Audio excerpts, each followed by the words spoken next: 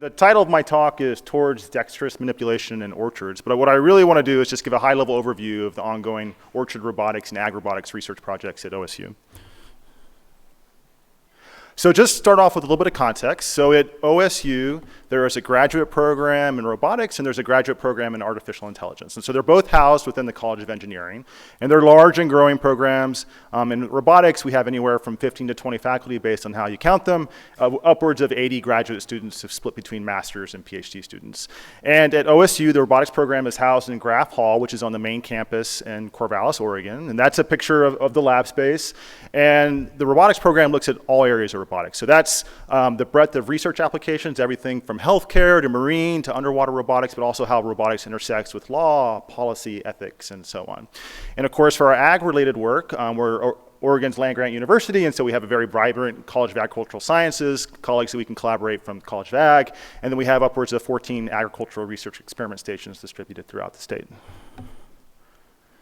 And so the university just released its new strategic plan, which last year, which is titled Prosperity Widely Shared. And they've targeted 4 areas for continued investment and growth, and robotics is one of those areas. And so one example of that investment is the new Jensen and Lori Huang Collaborative Innovation Complex. This is a $200 million facility that'll come online in 2026.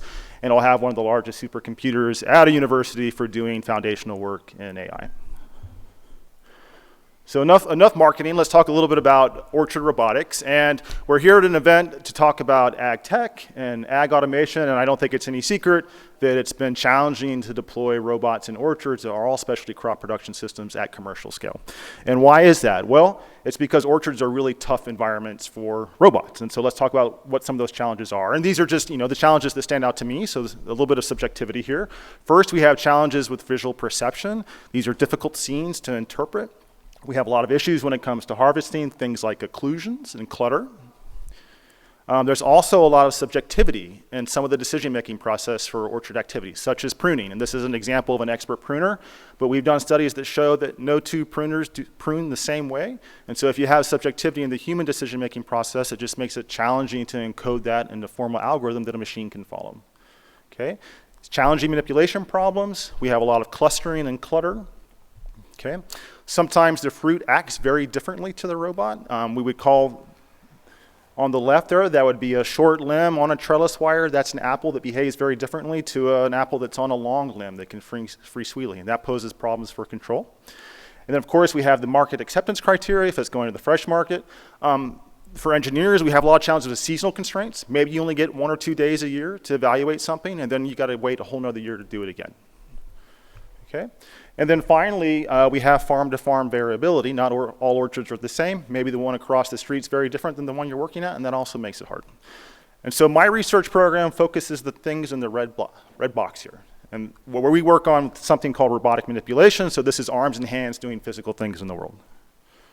Okay, and so I'm fortunate to work with a lot of great colleagues, faculty and students, too many to name. Here are their pictures. But they're the ones that have contributed to the work I'm about to show. I just get to talk about it. And then I want to acknowledge our grower collaborators. That's Allen Brothers Fruit Company and Olson Brothers Fruit Company, and of course our funding agencies, which include USDA, NSF, and the Washington Tree Fruit Research Commission. Okay, so the first project I want to talk about is my colleague Cindy Grimm. She's a computer graphics person, and she's been working with her students on creating digital tree models. And here are a couple examples. That's an upright fruiting offshoot. On the left, that's a type of sweet cherry system. They've made all this work open source. You can find it freely available on GitHub. The first link will take you to an open source library for growing digital models of these trees using something called L systems. And the second link will take you to some software for doing renderings of these trees in Blender. And so that's great, but why is it useful? Well, it's useful for a couple different reasons. The first is when it comes to robotic perception and computer vision.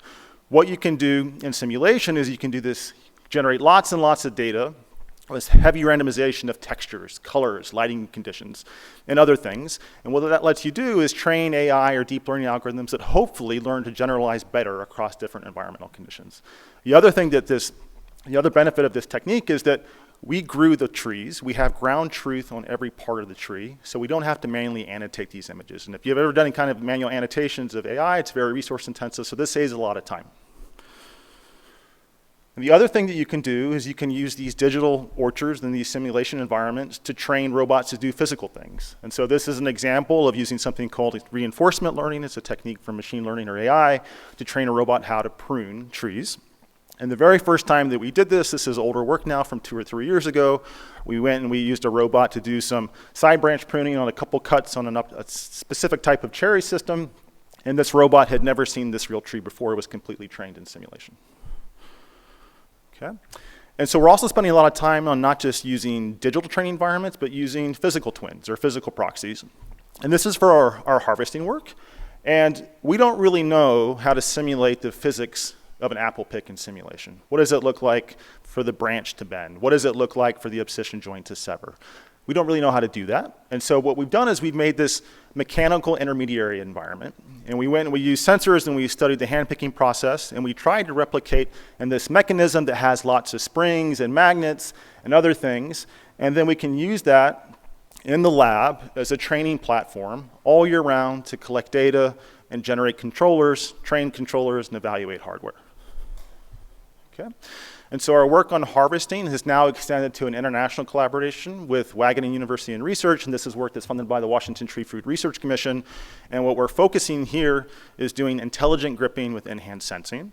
OSU has its own style of gripper, and the Dutch have theirs, and we're competing, and we're going to see who wins. And so right now, the OSU gripper is what we call a dual mode gripper.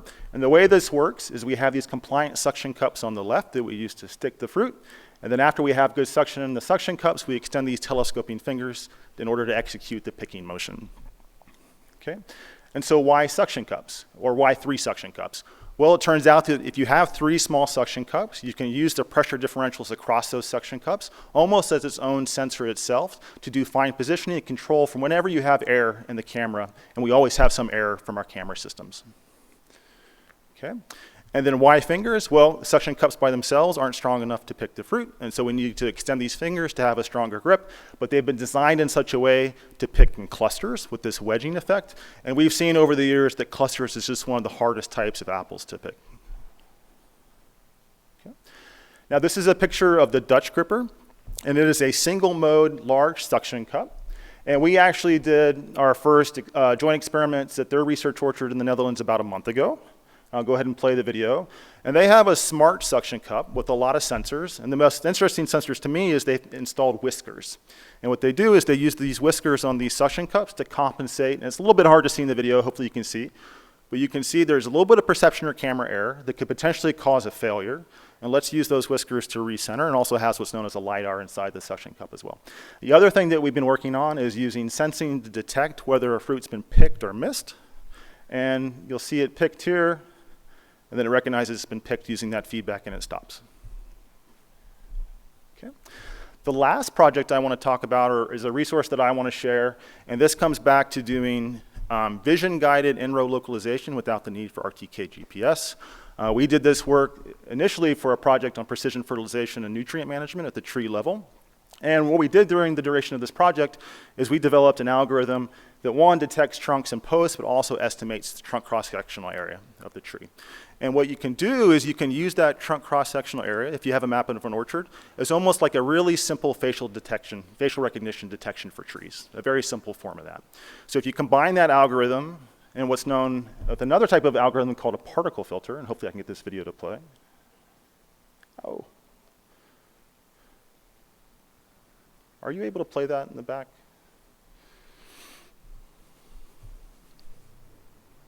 I know it's not playing with the clicker. It's coming? Okay, thanks.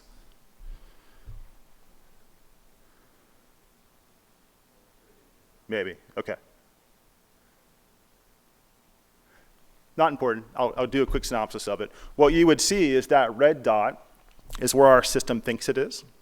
And that yellow dot is the RTK GPS. And what you would see with the GPS, it bounces 3 or 4 trees back. Sometimes it loses its fix and goes 1 row over. But using this system with this tree detection plus particle filter, you're able to localize down to the individual tree level relatively well. Okay. And we have continued to work on this and create what we're calling an open source orchard localization kit. And so this would be a modular hardware kit. I'll let this video play. That could be deployed on any vehicle. You wouldn't need a robot to do it.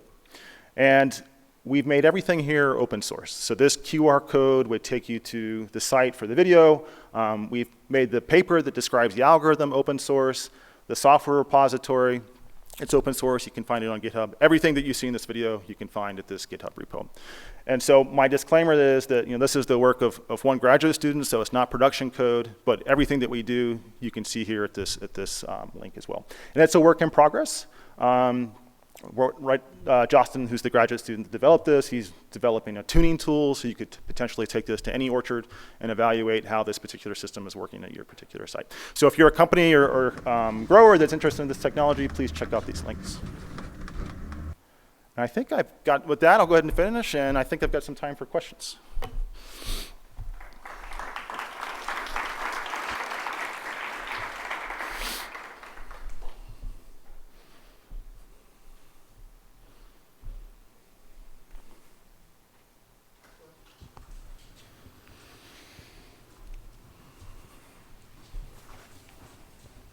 Close. Thank you. Nice talk. A question about grass planning. So I have noticed that you are picking from in a certain pose from the bottom or something like that. Is the gripper design is restricted by how fast you can do grass planning, given the fact you have a cluttered environment and all kinds of constraints? Yeah, so great question. It's a very naive grass planning right now, based more so on optimizing the trajectory of the arm itself rather than the grass. Year 3 of the project, we're going to focus on grass planning.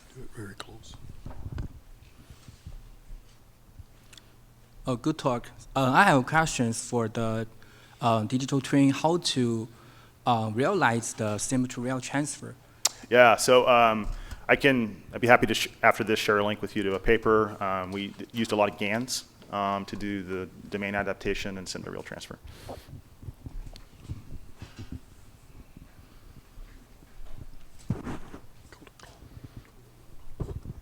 I tried to scan the QR code. I don't know if this happened to anybody else, but it says that the link has expired. Oh. Fail. Okay. If you find me afterwards, I'll give you the link. So, Awesome. Thank you. Yeah, thanks. Sorry about that.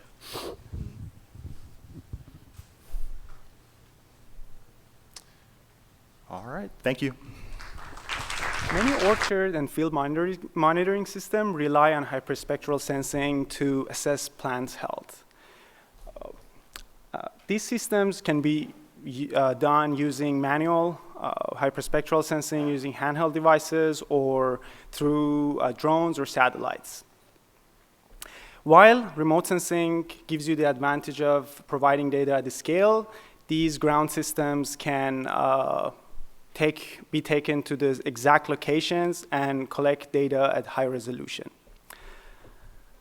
Here at UC Merced, we developed a robotic manipulation system for automated proximal hyperspectral leaf sensing. My name is Mehrad Mortazavi, and today I'm going to discuss the details of the robotic system that we developed. We are part of IoT4Ag, the NSF-funded engineering research center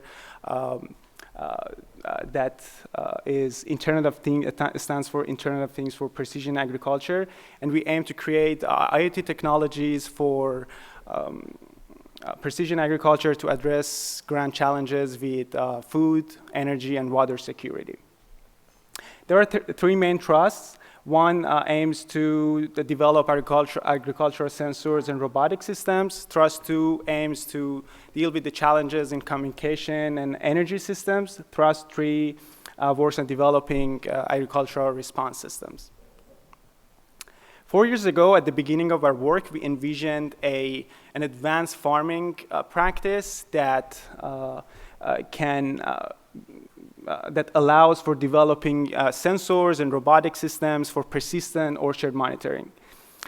We aim to develop an orchard infrastructure that enhances connectivity to allow for cloud computing and active decision-making using machine learning models. And now that you can see this, we visualize this, and 4 years later, we turned this into reality. We started, we work on orchard monitoring at different scales. We started with aerial monitoring using remote sensing and drone imaging to detect water stress. We develop autonomous navigation system for our ground robot system to be able to navigate in unstructured orchard environments. We, in a collaborative work, we developed algorithms to for the orchard monitoring to track growth stages of crops at different phenological stages. We also develop a robotic manipulation system that can be used for physically intervene and interact with crops so that we can manage our orchard at with higher precision, higher level of basically use cases.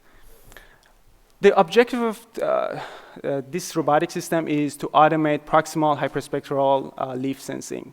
Why hyperspectral data? Because it's shown to be useful data for detecting biotic and abiotic stresses.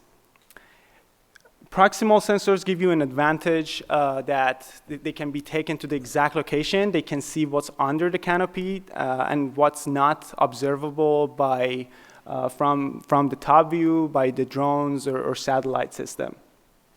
And another advantage that our system has is that it's not reliant on the outdoor lighting conditions. So we, now that I'm talking about the system overview, we have developed it such that it has a light source that is not dependent on the outdoor lighting condition. So the system design includes a 6 degree of freedom robotic arm, a vision and detection system, and of course with all the software on the back end, and also a gripper, a two-finger gripper, which is integrated with a hyperspectral sensing system, the light source to calibrate that data irrespective of the outdoor lighting condition, which is mounted on a crawler type ground robot to allow for autonomous navigation, and also all the rest of electric boxes and systems that drive the whole system.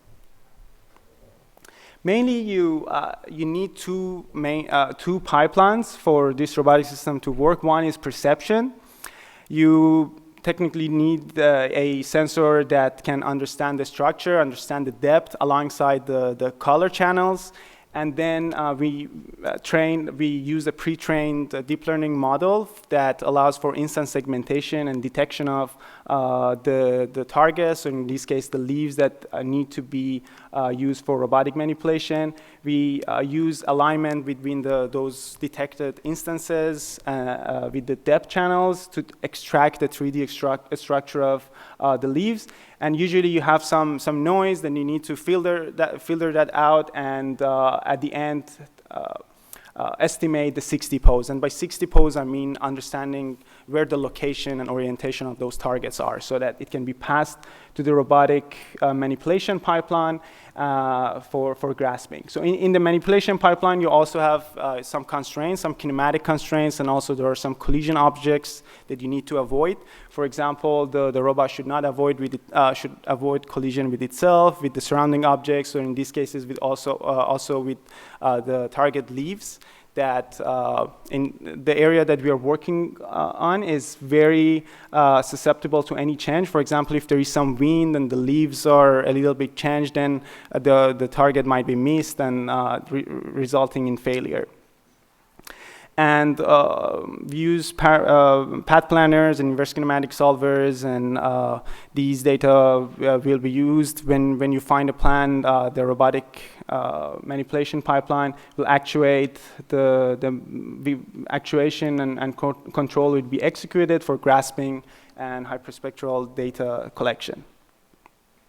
So I included 2 videos here to show, to demonstrate our experiments both in the lab environment and in the experiments. We used Magnolia for in-lab experiments because the leaves represented what we were interested in using in the orchard environment, which is a pistachio orchard. So we trained everything in the lab and then tested it in the outdoor environment. We tackled all the technical difficulties along the way so that we can test the final prototype in the orchard environment. So what is happening here is basically from the two main pipelines that I explained. The perception pipeline detects, and as you could see on the left side, sometimes the arm might collide with some branches that are not seen in the perception pipeline, resulting in sometimes failure. But anyways, these two perception pipeline and manipulation pipeline are working together to get to the target. And as a result, we were able to collect all these hyperspectral data from our leaf samples, which could be further processed to inspect any biotic or abiotic diseases. Our system is working in the field trials. It's working at 70% success rate with 80 to 60% success rate for 1 to 3 leaf per batch sampling. Although we are working to increase the success rate of the system in field trials and also improving the speed and all the other prototypes that we will build in the future. But we just wanted to develop something that works and test it, and it's working decent, but there are a lot of ways to improve the system in the next prototypes. And I included the QR code to my LinkedIn. Also, feel free to email if you have any questions. And our papers are coming out. Some of them for 4D orchard monitoring and water stress detection projects are out, but we're working on submitting the paper for this work as well. So if you have any questions, please feel free to ask.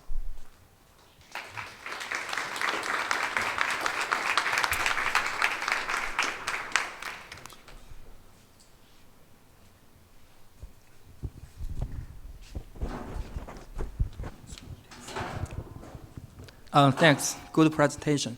So I have a question for from like your experiments from the lab to the real situation. So what's the most challenging do you think?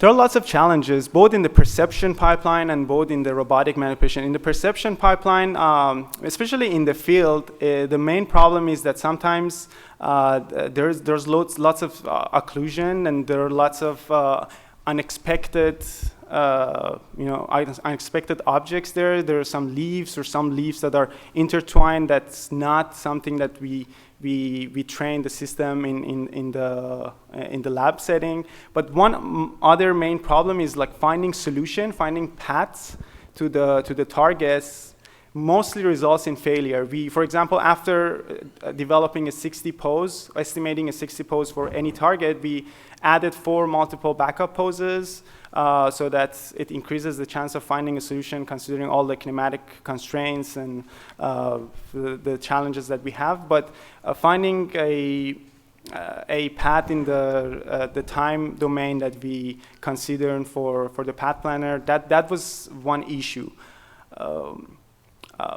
But yeah, there are lots of things that could be solved along the way as well. Okay, thanks. Another question is, based on your perception results, there are multiple leaves. So, what's the sensing sequences? So, what's the algorithms you used? That's a very good question, because in one scene you can basically train a deep learning model to approach any leaves that's seen there, but usually that becomes very unpredictable. So the way that we trained it was that we trained it on a subcategory of good leaves.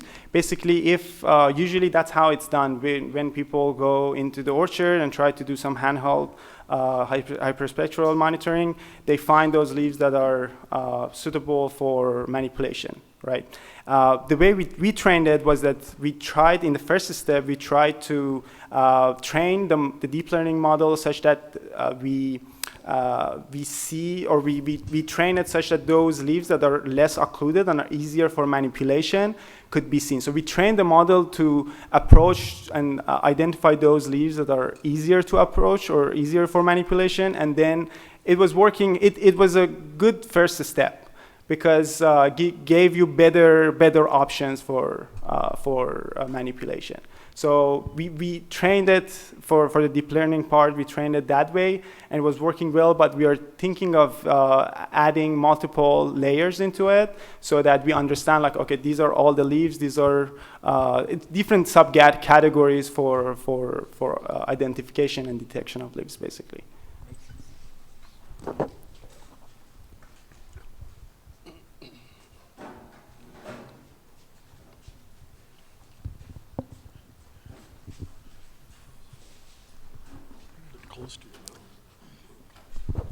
So kind of a follow-up to the last question, how important is leaf selection in your ability to actually assess what's going on with the tree? So, one strategy you could imagine using is to sample leaves uniformly at random, right?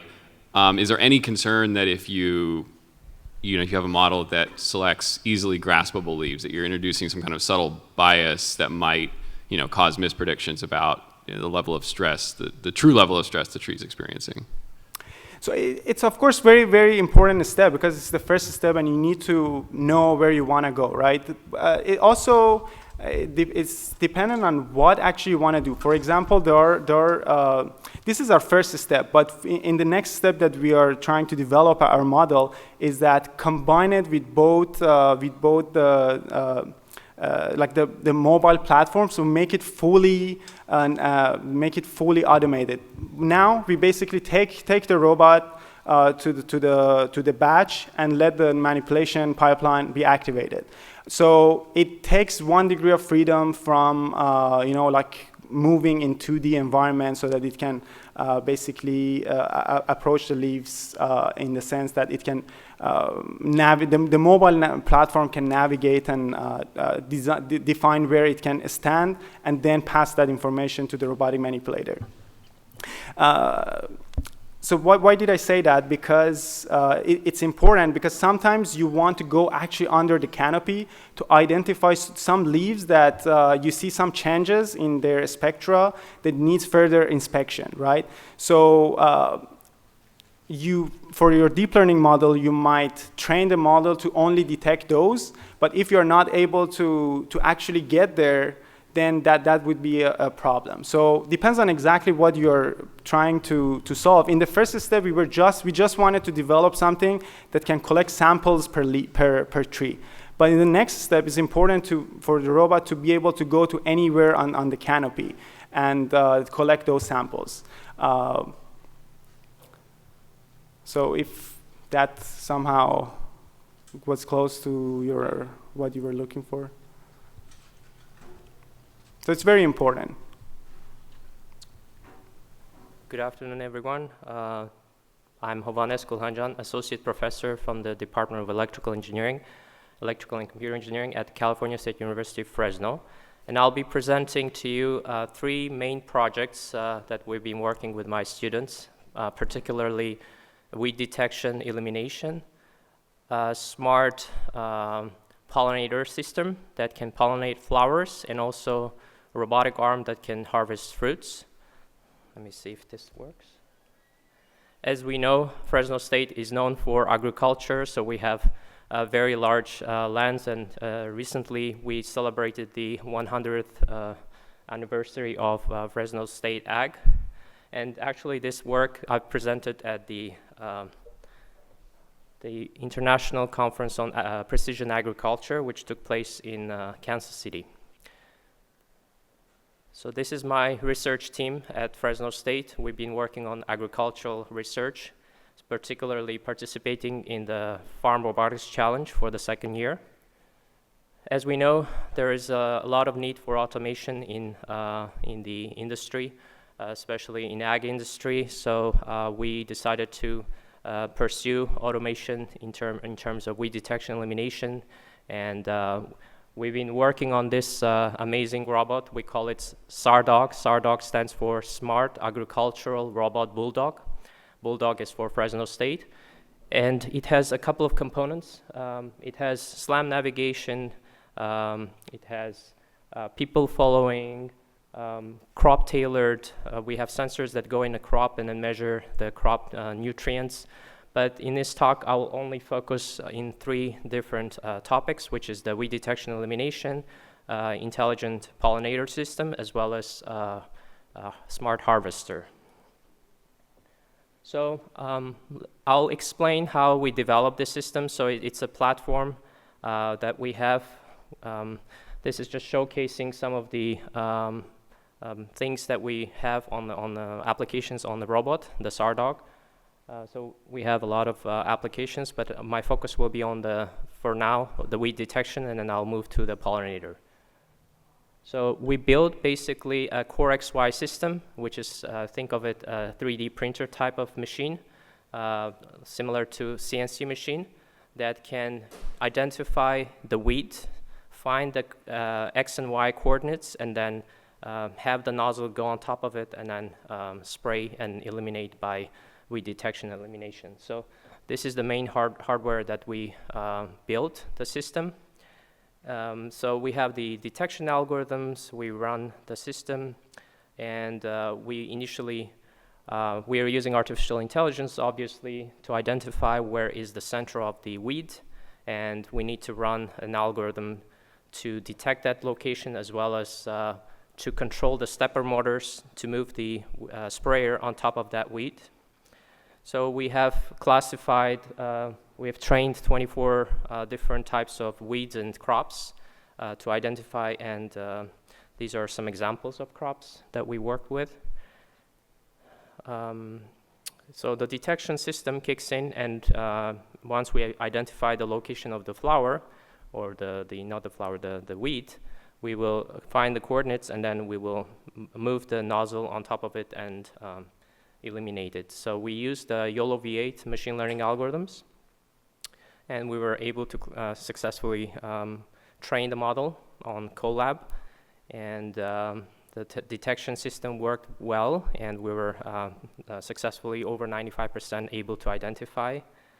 And once we determined the very precise millimeter scale precision of the location of the weed, we were able to move the stepper motors on top of that weed, and then start the sprayer system. So this is just showing the drivers for the stepper motor, and so this is the whole thing, integration of the Core XY system. And the final prototype is shown here, which composes of the Core XY system as well as the hardware, and this is integrated into our SARDOG. I have to mention that SARDOG is based on the FarmNG Amiga platform. So since we were participating in the Smart Robotics Challenge, so we have the privilege of having that product, which is an amazing product. So our system is inside that FarmNG platform, so we have integrated it inside. As you can see, we have tested it on different types of weeds, and it does the classification, and you could actually see. I'll show you in motion here. Let me see if we can play the video there. If you click on the button. Hi, my name is Devin, and I'm proud to present the weed detection and elimination project we've been working on for the SARDOG robot. So these are the scripts we're running to control the weed detection. We have the YOLO V8 computer vision model right here, trained on various weeds and crops. You can see right here, it is obtaining the bounding boxes of the 2 weeds in the image, getting the center coordinates, and converting that into steps for the stepper motors on the Core XY system that is on the SARDOG. Here's the camera. This is the Core XY. It actuates the gantry system, moves over to the weed, and you can see it sprayed. Yep, now it's over this other weed, it sprays, and it's going to eventually spray some herbicide, and yeah, that's it. It moves around. So, Hi. so that system can be expanded. We can have multiple Core XY systems that can cover larger areas, so it's very flexible to expand and make it more efficient by having several of those. The next project I'll talk about, which is using the base of the Core XY system, is the artificial pollination. So we'll use the same system. I'm not going to walk you just show you that instead of the weeds, now we have flowers. So we're detecting the stigma of the flower. We decided to focus on 3 different types of flowers: cucumber, strawberries, and cherries. And once the system detects the stigma of the flower, we will have another sprayer, which is a pollinator. So in this canister that you see, we put pollens, which is natural pollens. And we activate on the gantry system. So once it detects the stigma of the flower, it will spray pollens. So the nice thing about this, you could do cross-pollination. So not just having a pollinator, but a cross-pollination is possible. So we've tested the system, and we've implemented it in the lab. The final product that I will, or the project that I'll discuss is Smart Harvester. So using a robotic arm. So this is the architecture and the hardware that we used to build it. So we have a very powerful Jetson Orin, which is more powerful than your MacBook Pro. It's a very powerful machine for machine learning algorithms. And we have a robotic arm with attached to it a camera. And we build a system that detects the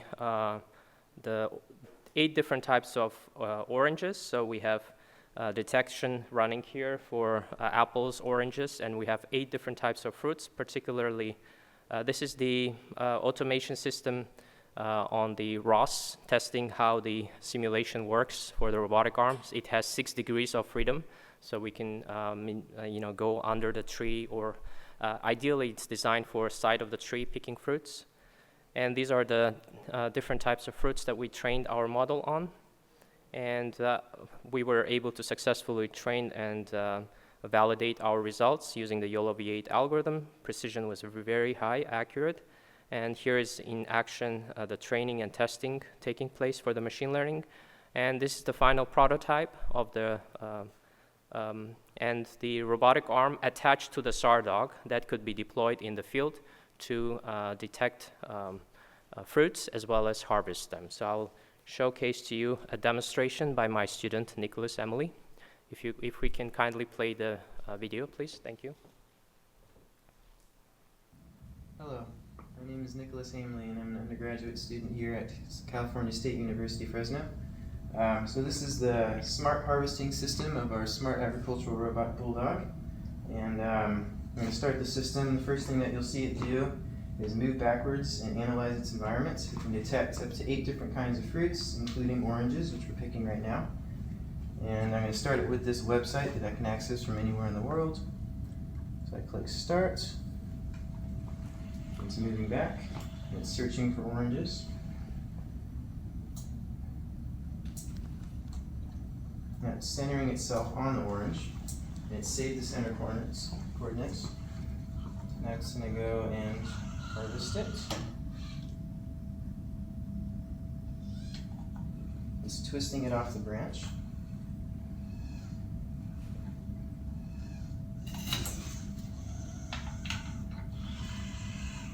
Now it deposits it in a basket that will be later on our robot.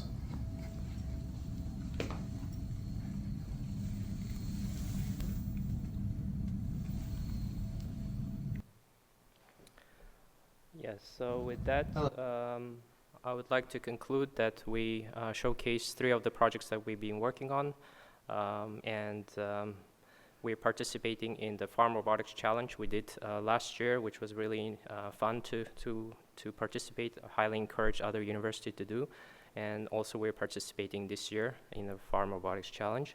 And I would like to thank especially F3, who's been the main sponsor of our project, and Fresno State, Lyles College of Engineering, and my research team, my students. Thank you.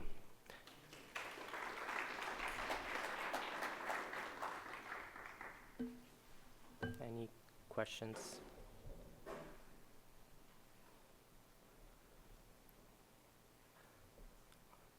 Yes.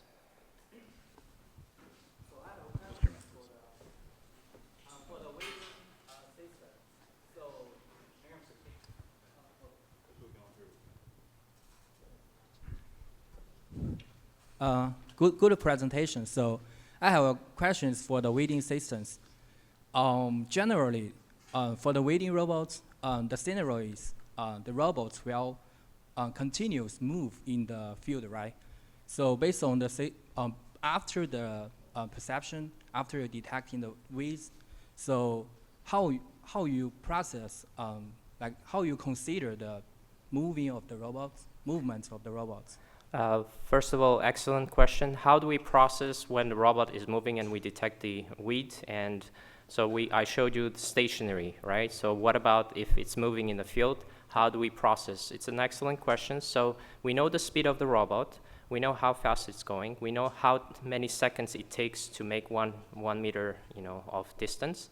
And accordingly, we can time for the precision weight elimination to spray at that instant. So we would spray faster than we would normally for a stationary system, if that makes sense.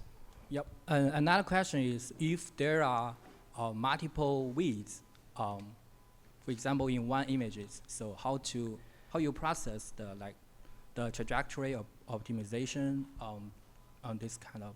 So it detects the weight. We know the coordinates of all the weights. Once it sprays, it will decide on which one to target first and which one would be the closest next one, and it will continue spraying until it's covered the area and moved back to the original location. Yeah, based on that, so consider the motor traveling speed. So what's the weight density this system so far can process? So it could process. We can make it faster. So the servo stepper motors are really fast to process. So for now we have the system, slow, but we can make it faster. And also to optimize more, we can have multiple of this. You can have 4 quadrants covering each one, having 1 quadrant covering the whole area, larger area. So the beauty of the Farm NG system is that the Amiga is that you can expand, make it larger, smaller, so we can increase the area, surface area of the platform, and then we can add multiple of these weight detection systems on one Amiga platform. Thank you. Sorry if my ignorance shines through on this. For the picker, how do you compensate for wind? For wind? Yeah. Oh, I've never heard of that question. It's a very interesting.